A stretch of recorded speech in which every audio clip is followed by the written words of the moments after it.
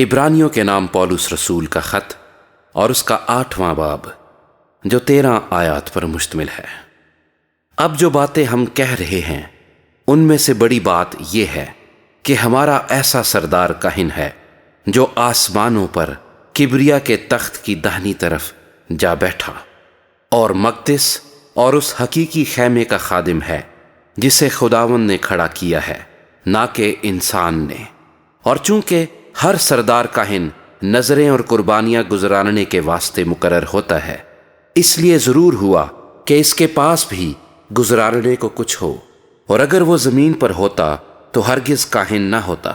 اس لیے کہ شریعت کے موافق نظر گزراننے والے موجود ہیں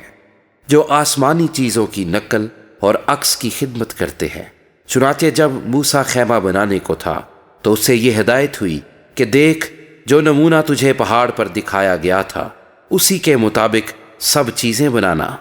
مگر اب اس نے اس قدر بہتر خدمت پائی جس قدر اس بہتر عہد کا درمیانی ٹھہرا جو بہتر وعدوں کی بنیاد پر قائم کیا گیا ہے۔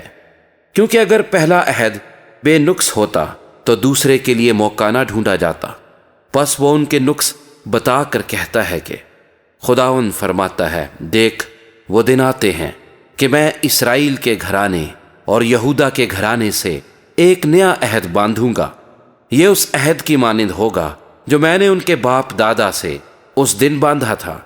جب ملک مصر سے نکال لانے کے لیے ان کا ہاتھ پکڑا تھا، اس واسطے کہ وہ میرے عہد پر قائم نہیں رہے۔ اور خداوند فرماتا ہے کہ میں نے ان کی طرف کچھ توجہ نہ کی۔ پھر خداوند فرماتا ہے کہ جو عہد اسرائیل کے گھرانے سے ان دنوں کے بعد باندھوں گا وہ یہ ہے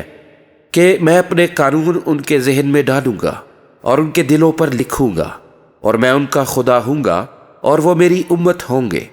اور ہر شخص اپنے ہم وطن اور اپنے بھائی کو یہ تعلیم نہ دے گا کہ تو خداوند کو پہچان، کیونکہ چھوٹے سے بڑے تک سب مجھے جان لیں گے، اس لیے کہ میں ان کی ناراستیوں پر رحم کروں گا اور ان کے گناہوں کو پھر کبھی یاد نہ کروں گا۔ جب اس نے نیا عہد کہا تو پہلے کو پرانا ٹھہرایا، اور جو چیز پرانی اور مدت کی ہو جاتی ہے وہ مٹنے کے قریب ہوتی ہے۔